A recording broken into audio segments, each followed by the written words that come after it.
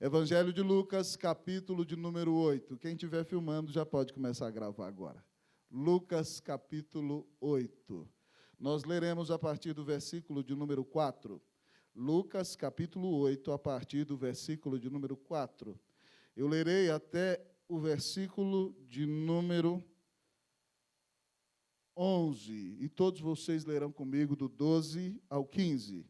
Lucas, capítulo 8, perdão. A partir do versículo de número 4. Lucas, capítulo 8, a partir do versículo de número 4. Todos encontraram?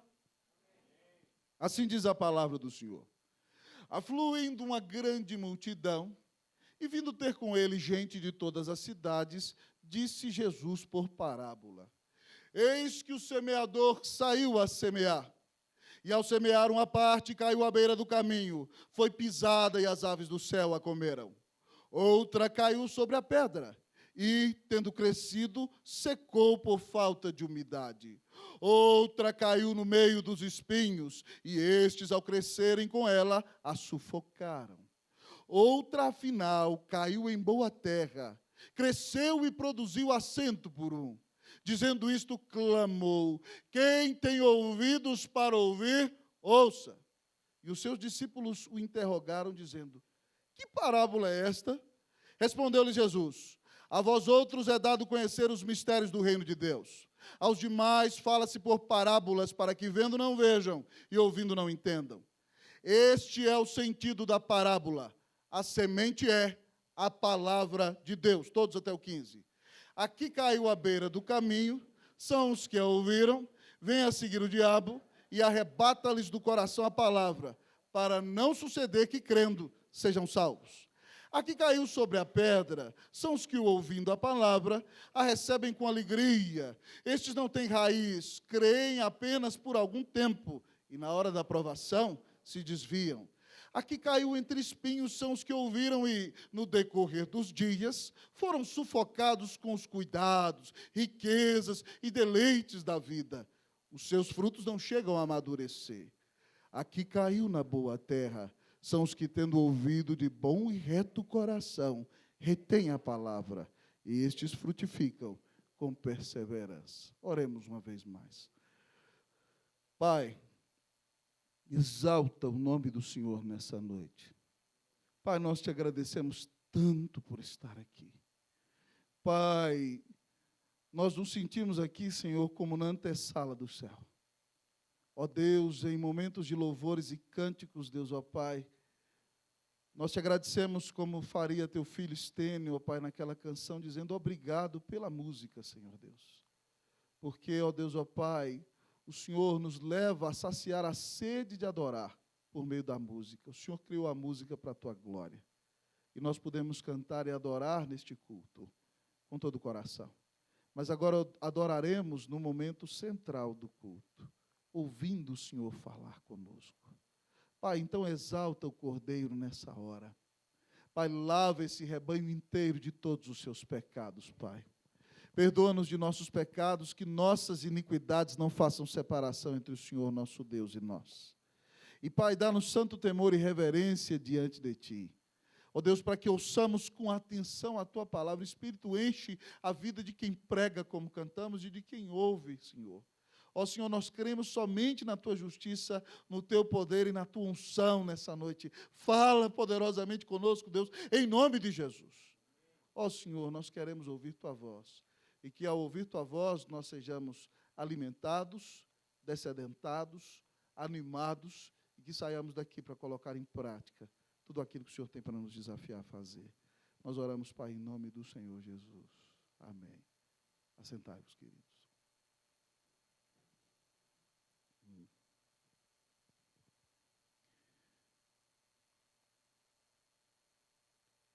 Queridos irmãos e irmãs, no mês de agosto do ano de 1995, aqui em Brasília, como algumas vezes é de costume, a Fundação Educacional do Distrito Federal estava de greve. E eu cursava, então, o segundo ano do segundo grau. E aconteceu que, porque nós estávamos já de greve há um bom tempo, eu tive a alegria de voltar à minha cidade para estar com meus pais, meus avós, meus primos. E eu estava aqui em Brasília, fugindo de um possível chamado pastoral, que me diziam já há algum tempo, eu só queria fugir disso, e eu já tinha um plano feito na minha cabeça. Um dos camaradas menos inteligentes da minha escola, porque o Setor Oeste era uma excelente escola, eu não sei como é hoje, mas o camarada formou-se, pouco antes de formar, com 17 anos, ele passou num concurso, e naquela época ele estava ganhando R$ 2.500. Então, eu já tinha meu plano traçado. Eu ia formar no Setor Oeste, prestar um bom concurso, ganhar um bom salário, fazer a faculdade que eu queria e seguir minha vida conforme o meu bel prazer. Mas naquele mês, aprove o Senhor que o pastor da Igreja Central de Paracatu convidasse um missionário que estava em Portugal, junto com a sua esposa e uma equipe de jovens daquele país. E eles vieram à igreja e deram testemunho e fizeram a apresentação de louvores no fado português, em outros ritmos da terrinha, como dizem os nossos amigos portugueses. O culto foi uma bênção, e qual não é a minha surpresa quando o pastor aquela noite abre a sua Bíblia em Mateus capítulo 28, e ele expõe o texto da grande comissão, dizendo que nós deveríamos ir e fazer discípulos de todas as nações, pregando o Evangelho, aceitando aqueles que seriam batizados no corpo, ensinando a guardar tudo o que o Senhor nos ensinou. Quando o pastor terminou de pregar, amados amigos e irmãos, eu estava com o coração apertado, e ele disse o seguinte: se você ouviu essa mensagem e creu em Jesus, e entendeu que o Senhor te salvou hoje, saia do seu lugar e venha à frente, porque você vai ser abençoado. Eu quero orar por você para que você seja um crente fiel. E eu lá no último banco dizia: ufa, eu já criei, eu não preciso ir, né? Mas daqui a pouco, amados amigos e irmãos, quando ele termina esse apelo, ele disse: agora você, que foi criado na igreja, que está fugindo de um chamado de Deus para a sua vida, que está correndo de Deus, mudando até de lugar, e que está querendo ser bem-sucedido nessa vida, e que, se possível, até flertar com o mundo, eu quero dizer para você nessa noite que o Senhor não desiste de você. Deus está te chamando para dedicar a sua vida, para pregar o Evangelho, para levar adiante a grande comissão, para fazer discípulos, para fazer a diferença nesse mundo. E eu agarrei no banco e disse: eu não vou! Mas ele foi fazendo apelo, e daqui a alguns instantes, irmãos, eu estava lá, naquele púlpito, chorando, porque Deus, amados irmãos, é tão bom, que Ele resolve usar pecadores para pregar o seu Evangelho, para participar da sua obra, para levar a salvação, aqui, ali e além, para levar a salvação a uma distante nação, mas para o coração de todo aquele que de fato será um verdadeiro cristão. Amados irmãos, deste texto precioso, o Senhor nos desafia como igreja a realizar a sua obra. Essa é a clássica parábola chamada de a parábola do semeador. Jesus, amados irmãos, os outros evangelhos nos contam estar ali no barco de Pedro, aproveitando-se da reverberação do som na água no lago de Genezaré, e grande multidão está a ouvi-lo naquele instante, e de repente ele vai falar sobre a obra de Deus, e conta essa bela história dizendo que o semeador saiu a semear. E quando ele sai a semear, uma parte da semente cai à beira do caminho, é pisada pelos homens, comida pelas aves. Outra cai entre os espinhos e até nasce um pouquinho, mas porque não tem umidade, é sufocada. Outra cai, querido amigo e irmão, entre os pedregulhos, e nos pedregulhos também é sufocada, querido amigo e irmão, e também não nasce. Mas outra cai em boa terra e frutifica, como dizem Mateus e Marcos, a 30, 60 e a 100 por um. Jesus aqui, amados irmãos, lança a mão de uma figura de linguagem maravilhosa, fazendo uma analogia entre a obra do semeador e a obra de Deus. E ele nos apresenta aqui as características da obra de Deus. Se você quer servir a Deus, se você quer agradar a Deus, se você quer fazer a obra de Deus do jeito de Deus, escancare hoje as janelas da sua mente e abra bem os portões do seu coração. Preste bastante atenção. Hudson Taylor já disse que a obra de Deus, quando é feita do jeito de Deus, ela nunca fica sem a bênção, sem o apoio, sem o sustento de Deus. Então, se você quer fazer a obra de Deus do jeito de Deus, prepare-se, porque o Senhor te apresenta as características da obra de Deus. Inicialmente, amados irmãos, o texto nos ensina que uma característica da obra de Deus é o trabalho. A primeira característica da obra de Deus é o trabalho. Olhe para a sua Bíblia. Versículo de número 5. Você vai ler para mim. Eu vou ler a primeira frase e depois você lê o versículo inteiro. Eis que o semeador saiu a semear. Você pode ler para mim, por favor.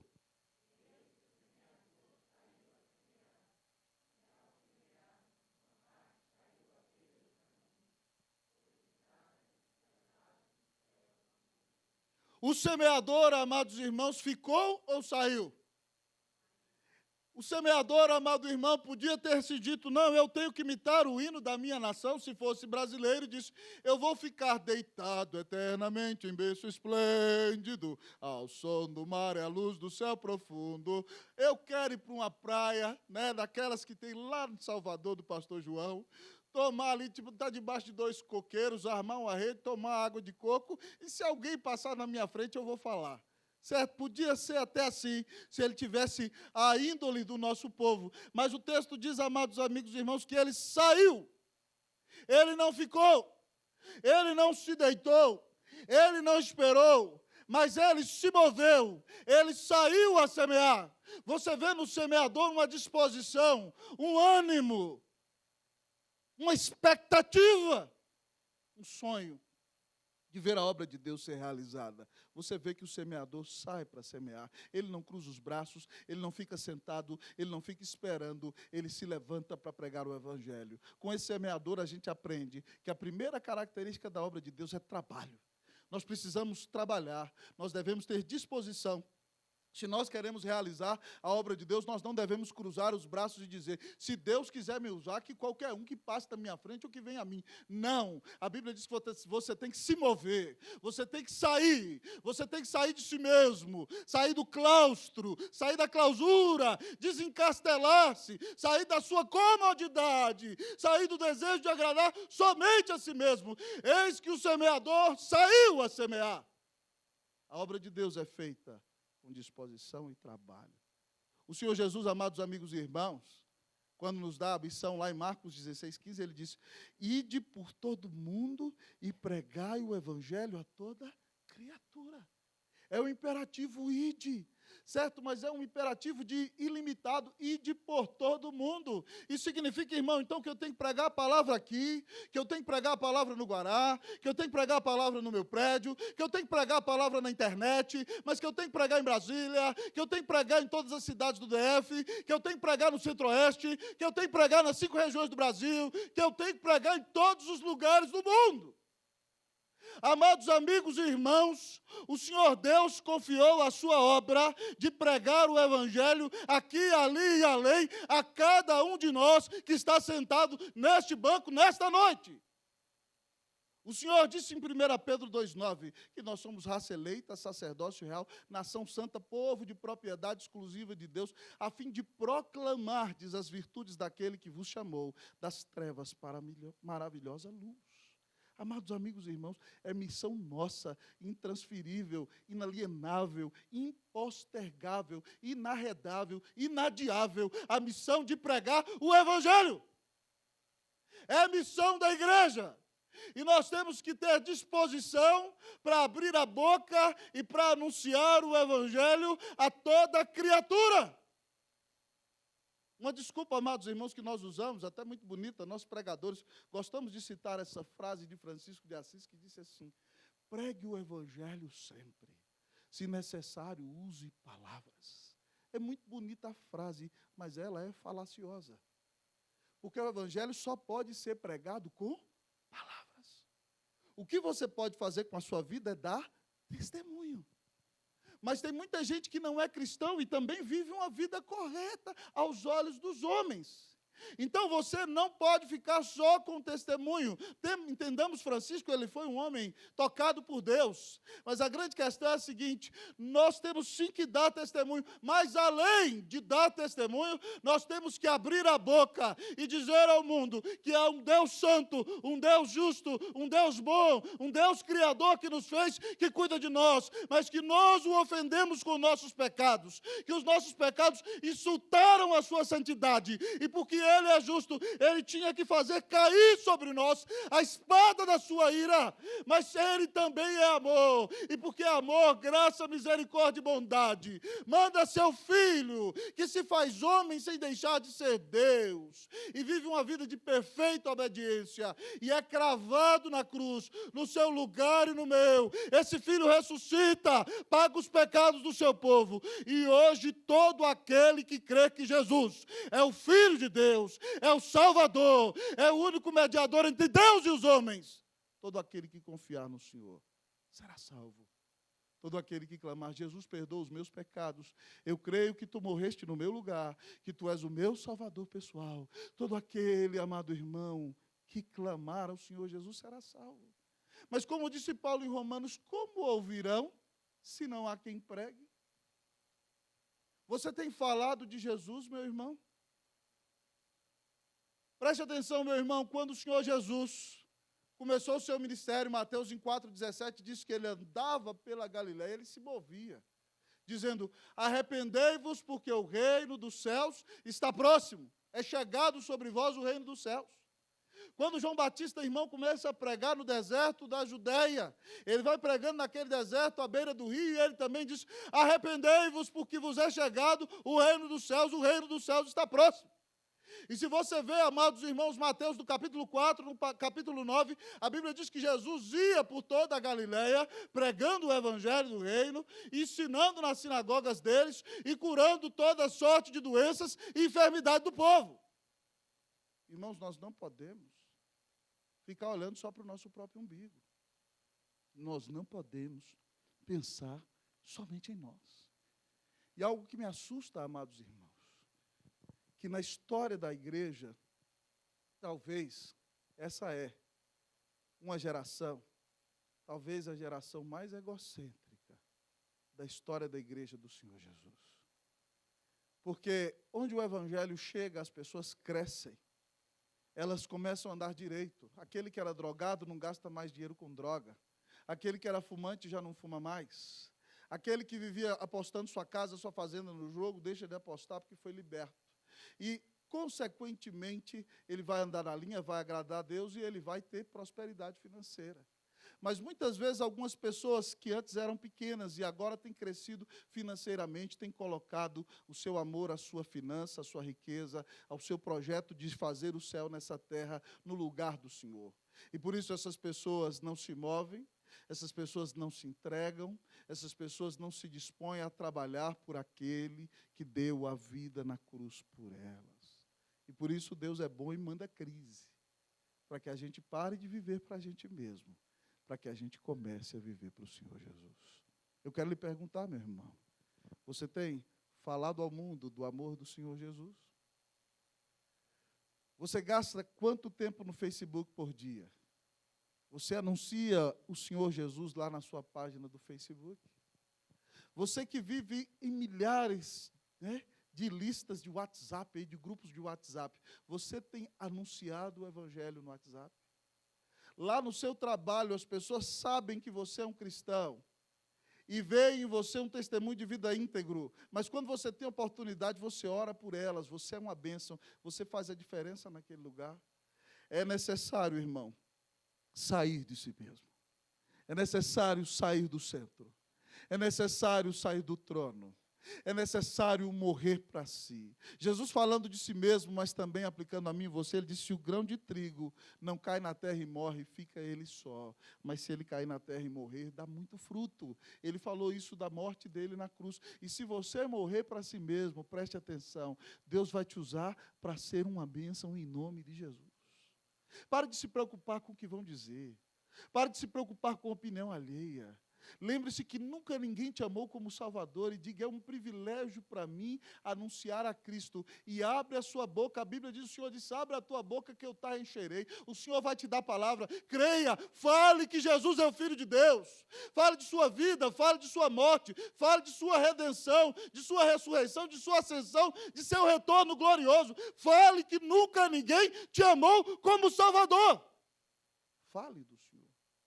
Se você quer ver seus amigos vindo a Cristo, se você quer ver os seus familiares conhecendo a Jesus, diga que há um só Deus, que que há um só caminho, que há uma só verdade, que há vida somente em Jesus. Primeira característica da obra de Deus é trabalho.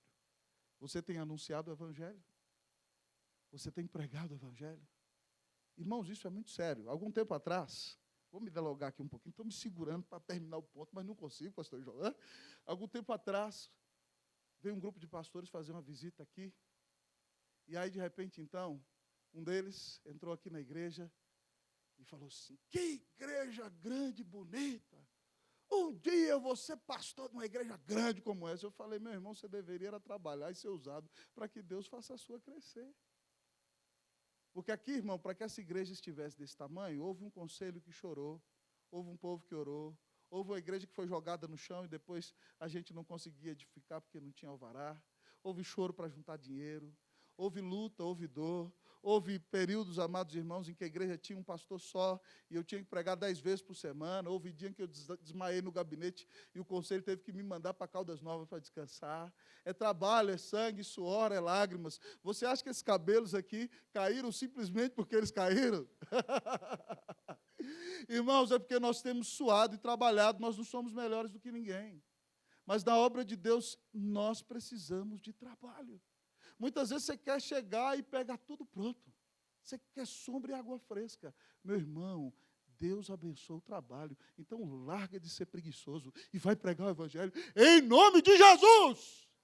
Amém, meu irmão? Eita, que pastor que bate. Que Deus te abençoe. Mas olha para o texto nessa noite, irmãos. O texto nos ensina uma outra característica da obra de Deus. A primeira característica da obra de Deus é trabalho. Segunda característica da obra de Deus é fidelidade.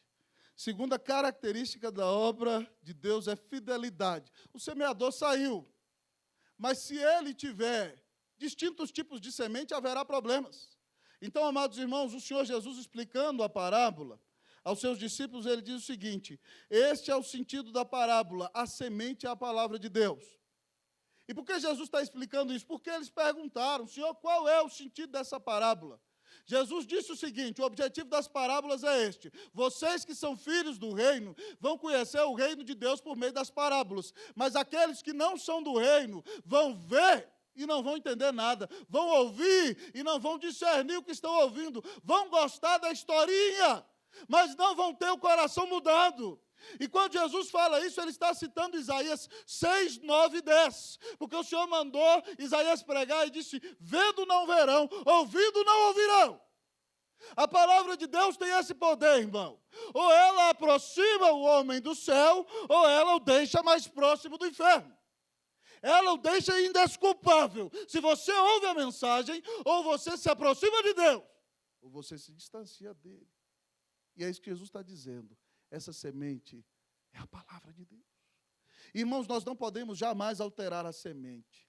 A semente tem que ser guardada com fidelidade, com amor e com pureza. O segundo princípio é fidelidade. Se nós queremos, amados irmãos, fazer a obra de Deus, nós temos que pregar a palavra de Deus. Nós temos que pregar o que está revelado no Santo Livro, nas Santas Escrituras. E temos que pregar o Evangelho do Senhor, que mostra que há um só Deus e um só Redentor, que é Jesus. Que só há um caminho que leva a Deus. Nós não podemos pregar falsas doutrinas, nós não podemos pregar viagens nossas da nossa mente, nós temos que pregar a palavra. Porque é a palavra que tem poder de ressuscitar mortos. Paulo diz em Romanos 10, 17, que a fé vem pela pregação, e a pregação pela palavra de Cristo. Quando nós anunciamos Cristo, e mostramos que Ele é o único Senhor e Salvador, então aqueles que Deus quer converter, crerão nele e serão salvos. Então a mensagem tem que ser pregada, irmãos, com pureza, com fidelidade, sem adulteração. Se nós queremos ser uma bênção, se nós queremos abençoar o mundo, se nós queremos abençoar o povo, nós temos que pregar a palavra. Você não tem que sair daí dizendo só, pare de sofrer. Não, a Bíblia não fala só isso.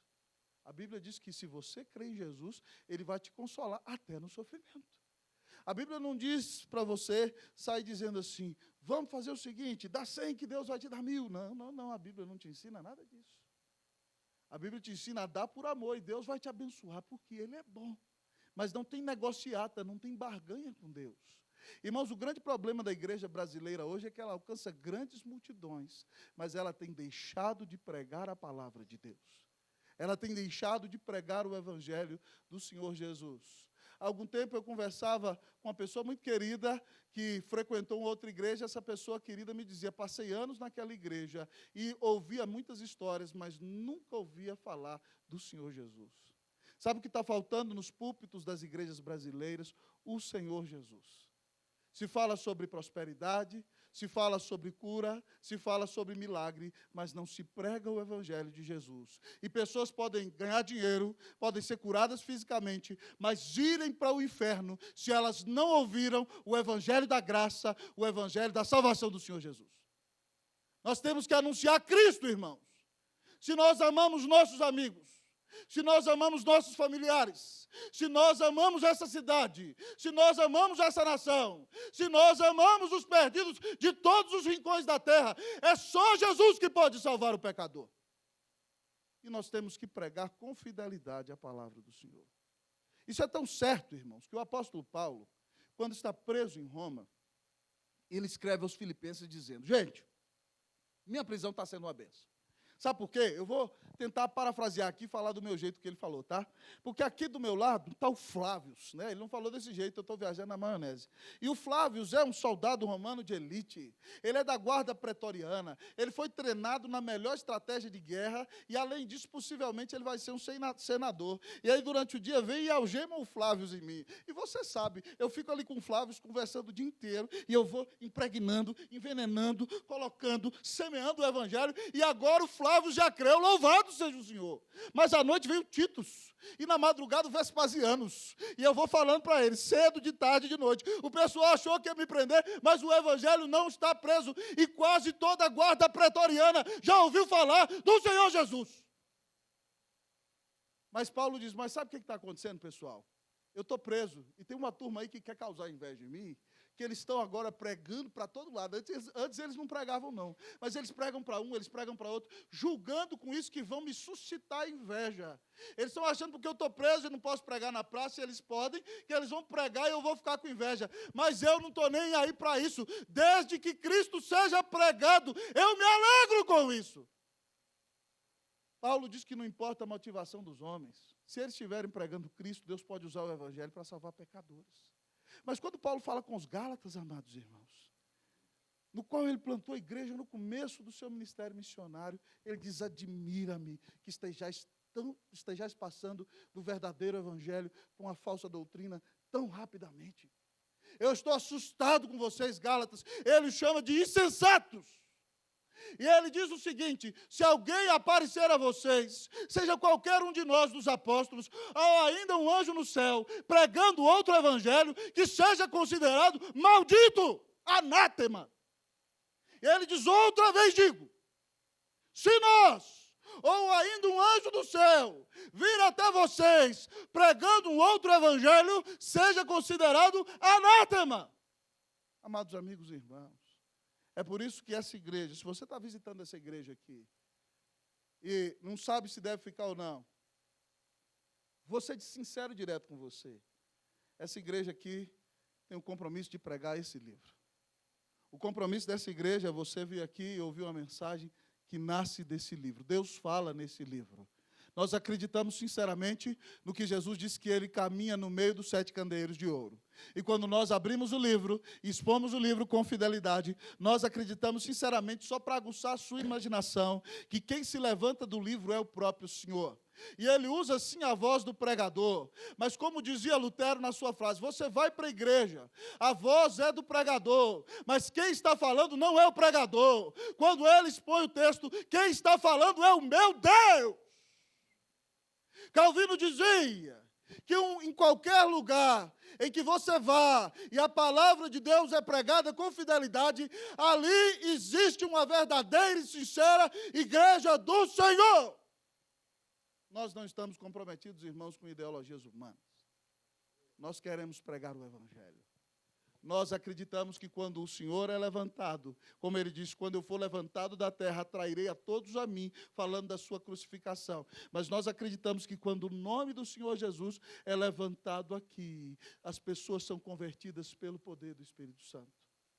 Muitas igrejas ficam se perguntando por que a igreja A ou B cresce e a igreja B não cresce. Porque muitas vezes, amado irmão, você vai em algumas igrejas, você escuta meros sermões legalistas ou lições de autoajuda para o seu coração.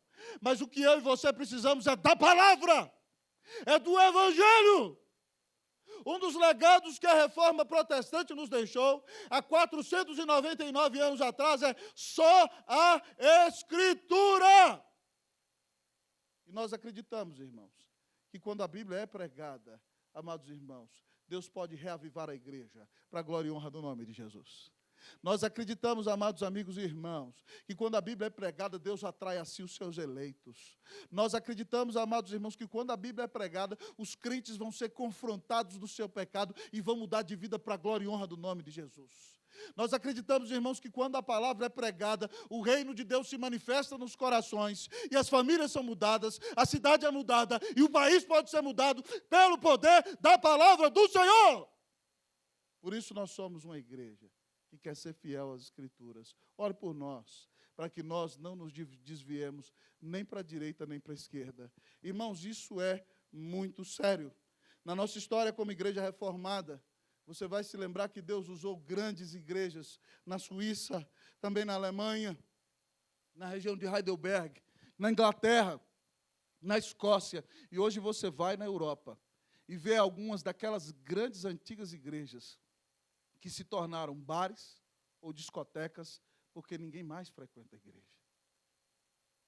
Roberto Brasileiro, reverendo, presidente do nosso Supremo Concílio, foi pregar na Escócia, quando a Igreja Presbiteriana do Brasil, há 6 anos atrás, fez 150 anos. Ele foi pregar na igreja de um grande teólogo, de um grande pregador chamado Horatius Bonar. Foi professor de Robert Murray McCheyne. Horatius Bonar foi presidente da Igreja Presbiteriana da Escócia. E quando Bonar era o pregador, amados amigos e irmãos, aquela igreja, no domingo, no culto principal, às 11 da manhã, tinha 1000 pessoas lotando o templo. Lotando o templo para a glória e honra do Senhor Jesus. 150 anos depois, o reverendo Roberto foi pregar ali, naquele púlpito que cabiam 1000 pessoas, havia 10 pessoas, sendo 8 delas idosas dentro da igreja. O que aconteceu?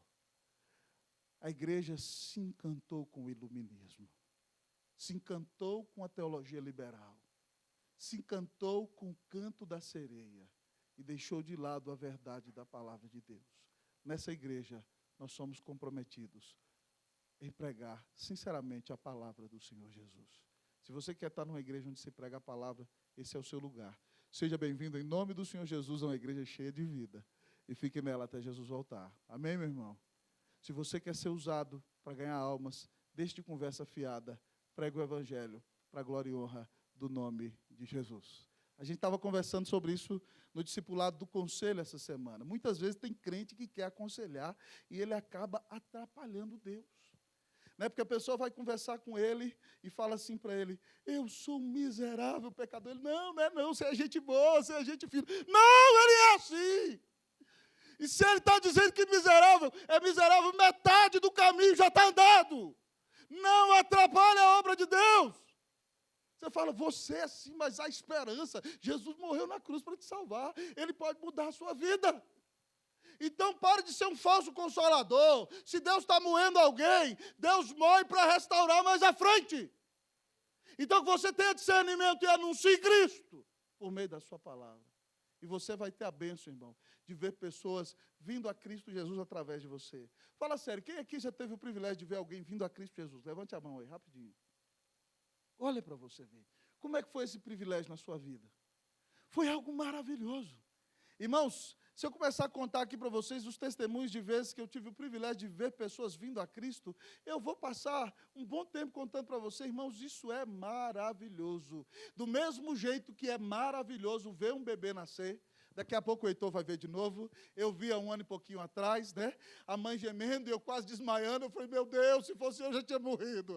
Daquele mesmo jeito que eu estava ali. A mãe lá gemendo, gritando, sem anestesia. E eu que sou preto, já branco de tanta dor e angústia, amados irmãos, naquela hora. Mas quando a bebê chora, o rosto da mãe se transforma. E o rosto da gente também. É do mesmo jeito, irmão, quando você anuncia a palavra, semeia a palavra e vê Deus convertendo alguém. É uma das experiências mais maravilhosas da terra. E sabe que Deus é tão bom que Ele compartilhou isso com você? A Bíblia diz, Juarez, que os anjos anelavam perscrutar isso. Eles queriam conhecer e o Senhor disse, não, vocês não, é para os meus filhos. Que bênção maravilhosa. Então, abra a boca e pregue o Evangelho, porque os pecadores só virão ao Senhor Jesus por meio da pregação do Evangelho. Que Deus faça de nossa igreja uma igreja de evangelistas. Amém, meus irmãos? Uma igreja de missionários, uma igreja de pregadores e pregadoras para a glória e honra de Jesus. Que nós sejamos um povo que realiza a obra de Deus. Mas ao olhar para o texto nessa noite, em último lugar, meu Deus, eu estou empolgado hoje, hein? A gente aprende inicialmente que a característica é trabalho, a segunda característica é fidelidade, mas a terceira e última característica é indistinção. Indistinção, certo? Primeiro, trabalho, segundo, fidelidade, terceiro, indistinção. Pastor, onde é que está isso? No texto todo, irmãos. O Senhor Jesus conta que eis que o semeador saiu a semear. E é claro que ele não tem a tecnologia do Brasil, lá como tem no estado de Mato Grosso do Sul, onde se planta soja e muitas outras coisas. Hoje o agronegócio é algo muito poderoso e as pessoas se enriquecem muito com o agronegócio. Nos dias da Bíblia, não. Geralmente o camarada plantava para si, para o sustento da sua família e, no máximo, para abençoar a sua comunidade. Então, é uma maneira de plantio muito simples. Ele pega a semente que tem ali na sua bolsa e a Bíblia diz que ele sai para semear. E nós ficamos um tanto quanto assustados com esse semeador. Porque se eu e você estivéssemos semeando, o que nós faríamos? Nós íamos arar a terra, nós íamos fazer um sistema, né, de irrigação ali, com a tecnologia judaica ou japonesa, e depois que a terra estivesse boa e preparada e adubada, aí sim nós lançaríamos a semente. Mas esse semeador, ele é um tanto quanto estranho. Ele pega a semente e joga na beira do caminho. E de repente, então, ele vai e joga a semente no meio das pedras, e ele vê ali o espinheiro, ele falou assim, talvez dê, joga no espinheiro, e ele passa numa terra boa e joga na terra boa. Indistinção. Ele não diferencia um solo do outro. Ele joga, amado amigo, naquele solo que parece bom, mas ele joga também, querido amigo, naquele solo que não parece tão bom. E como nós vemos essa indistinção na semeadura, no trabalho, nós vemos também resultados distintos. O Senhor Jesus nos conta que aquela que é lançada no caminho, que é pisada pelos homens e comida pelas aves, amados amigos e irmãos, é a semente que Satanás arrebata do coração. O pastor está pregando, e de repente você veio para a igreja e alguém te convidou e você fala, que coisa horrível, só estou aqui para agradar essa pessoa que eu amo, que me trouxe aqui. Aí o pastor lança a semente, o solo é o seu coração, e aí quando a semente vai cair no seu coração, vem Satanás como uma ave maldita e toma a semente, e ela nem cai em você.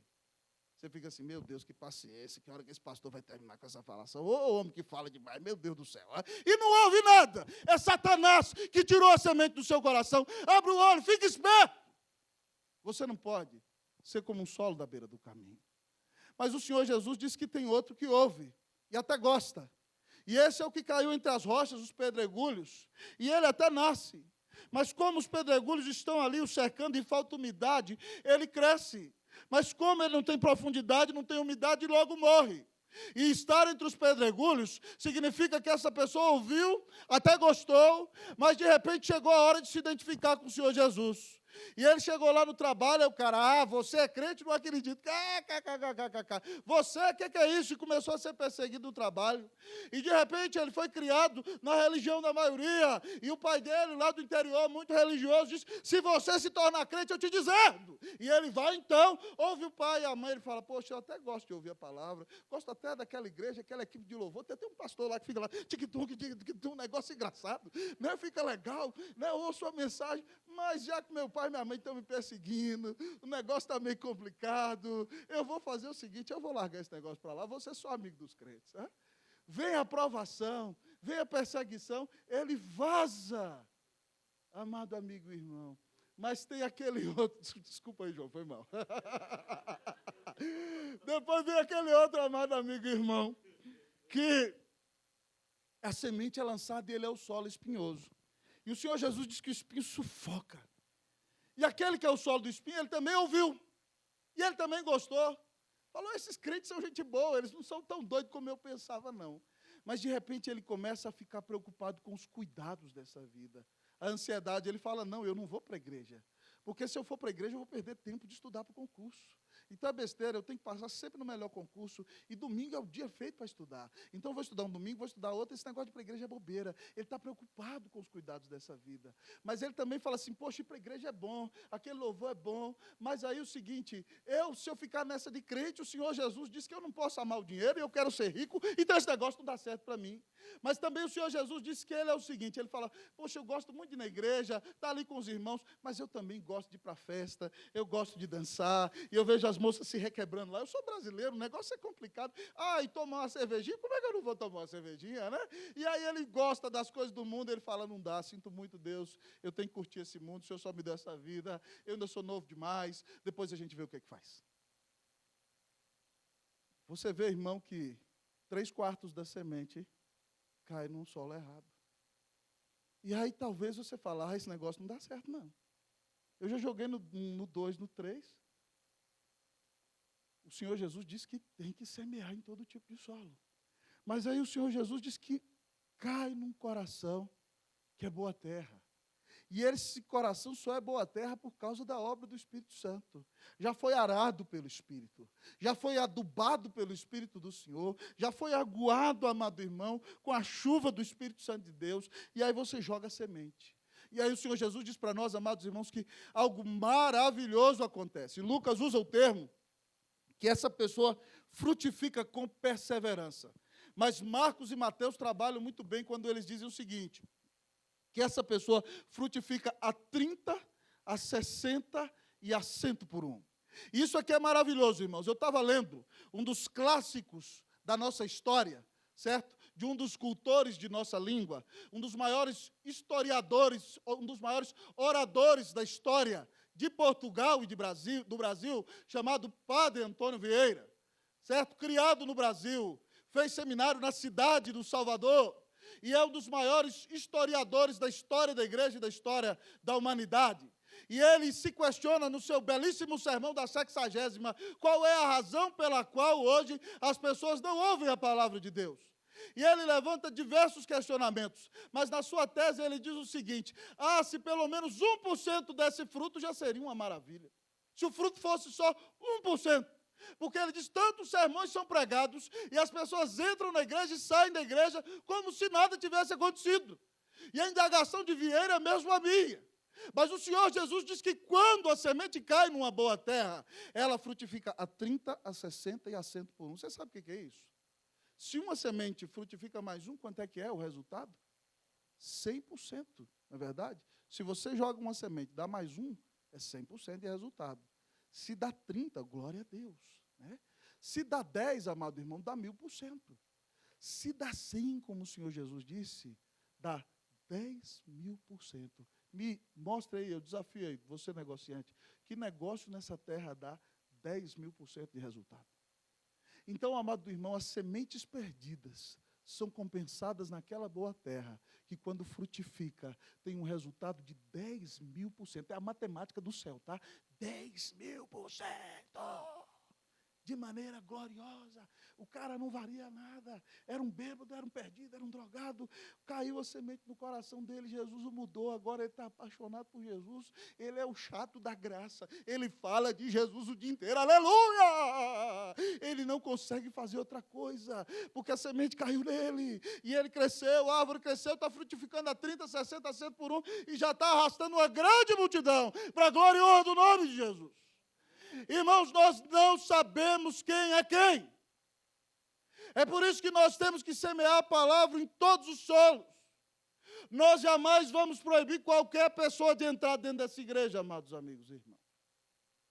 E eu louvo a Deus pelo nosso ministério de diáconos. e também pelo grupo de apoio Manaim, porque eles têm ido à boca de fumo aqui em Brasília. Eles têm trazido para a igreja, muitas vezes, gente bêbada, gente drogada, gente desprezada, porque quem pode converter o coração desse povo é só o evangelho do Senhor Jesus. E eu não posso dizer quem é bom para pregar e quem não é bom para pregar. Eu não posso dizer, não, eu vou escolher só os riquinhos. Não, se o senhor não quiser os riquinhos, já era. Não, mas tem gente que também quer se redimir. Não, eu só escolho os pobres. Não, está errado. Você tem que pregar para o pobre e para o rico. Você tem que pregar para a gente de toda cor, de todo jeito. Tinha um professor meu no seminário que ele dizia o seguinte: eu só não prego no inferno, porque lá ninguém vai converter. E porque Deus não me mandou pregar, porque senão até lá eu estava pregando o evangelho. É isso aí, meu irmão. A gente não pode discriminar ninguém. Talvez você ache que aquela pessoa é pintada para vir para a igreja, não é verdade? Imagine lá o jovem rico. Vamos pensar em termos de igreja presbiteriana. Aquele moço obedeceu à lei desde menino, né? Herdeiro de uma grande fortuna. E aí, então, o Senhor Jesus pergunta se ele tem obedecido a segunda tábua da lei, que diz respeito aos mandamentos do amor ao próximo. Ele diz, tenho obedecido tudo isso desde a minha juventude. Se fosse das nossas igrejas, nós iríamos dizer presbítero, tem que ser eleito presbítero.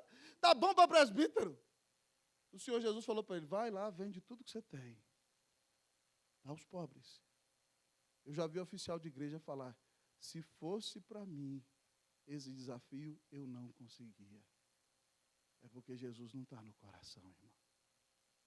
Vende tudo o que você tem. Dá aos pobres, vai ter um tesouro no céu e me segue. Para nós seria um tremendo oficial, mas para Jesus não presta. Mas por um outro lado, tem um safado que andou roubando algumas casas por aí, botou até uma faca no pescoço dos outros, assaltou banco, e aí ele está lá, crucificado do lado de Jesus, está todo mundo xingando o Senhor. Né, os religiosos, se tu és filho de Deus, desce da cruz, nós vamos acreditar em ti. Os romanos dizem, eis aí o rei dos judeus. O outro ladrão safado está dizendo, e aí, tu não és o filho de Deus? Sai daí, tira a gente daqui.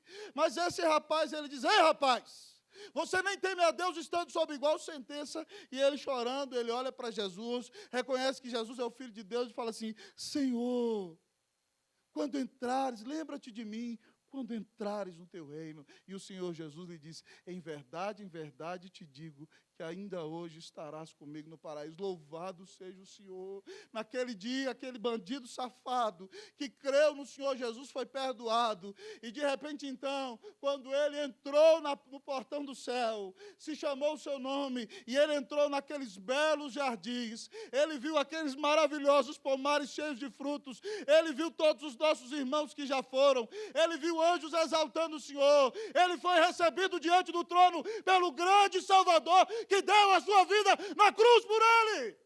Louvado seja o Senhor. Não discriminamos ninguém, amados irmãos. Nós temos que falar de Jesus para todos. O Evangelho é poderoso demais. Ele pode salvar pecadores. Só Ele pode salvar o pecador. Louvado seja o Senhor. Ao ouvir essa mensagem, eu quero lhe perguntar, como você tem feito a obra de Deus? Você tem disposto a sua vida para falar daquele que morreu por você? Você tem sido leal no seu testemunho e no anúncio da mensagem? Você não tem sido um preconceituoso e tem anunciado Jesus a todos, porque não há pecador tão sujo que Jesus não possa perdoar? Não há pecador tão perdido que Jesus não possa achar? Não há pecador tão distante que Jesus não possa transformar? Você tem feito a obra de Deus? Irmãos, essa semana eu estou lendo um livro precioso que conta a história de uma mulher que era uma lésbica, militante do movimento homossexual americano, na cidade de Siracusa, nos Estados Unidos, que lutou por esse movimento, que morava dentro da casa com outra mulher. Ela era o macho da relação. E, de repente, então, um pastor escreve uma carta para ela, fazendo questionamentos. Esse pastor de idade a recebe em sua casa e faz amizade com ela e não tenta enfiar o evangelho goela abaixo, e vai conversando, e depois de 2 anos, a semente cai no coração daquela mulher. E ela é chamada para fazer uma grande repaginação da vida. e o Senhor entra na vida dela. Ela tinha toda semana na casa dela uma reunião com travestis, lésbicas, transexuais, para levantar o movimento homossexual. Ela era contra a igreja, ela era contra os crentes, ela era contra Cristo, ela era contra tudo que nós temos, mas o Senhor escolheu aquela mulher. E, de repente, então, o Evangelho entra no coração dela e ela reconhece o seu pecado. E ela acredita que Jesus é o Filho de Deus, que morreu na cruz para pagar os pecados dela. E ela, muitas vezes, não sentia vontade, mesmo tendo crido, de mudar. Mas ela disse o seguinte: eu resolvi obedecer, eu criei e obedeci. E quando eu obedeci, o Senhor mudou meu coração. E a igreja abraçou aquela mulher, e ela foi discipulada, ela foi transformada. Eu não cheguei até o final do livro, mas ela, para a glória de Deus, depois se casou com um pastor presbiteriano, de uma igreja tão tradicional que só canta salmos. E ela hoje é uma mulher de Deus, que tem 4 filhos, que vive para o Senhor Jesus. Não há pecador tão perdido que Jesus não possa mudar. Então, meu irmão, não dê ninguém por perdido. Fale do Senhor Jesus. Deus sabe quem são os seus eleitos. Eu e você temos um mandamento: ide por todo mundo e anunciai o Evangelho a toda criatura. Que Deus faça de você um missionário, um evangelista, uma grande bênção nas mãos de Deus, em nome de Jesus, para a glória de Jesus. Amém. Vamos ficar em pé, vamos cantar o hino.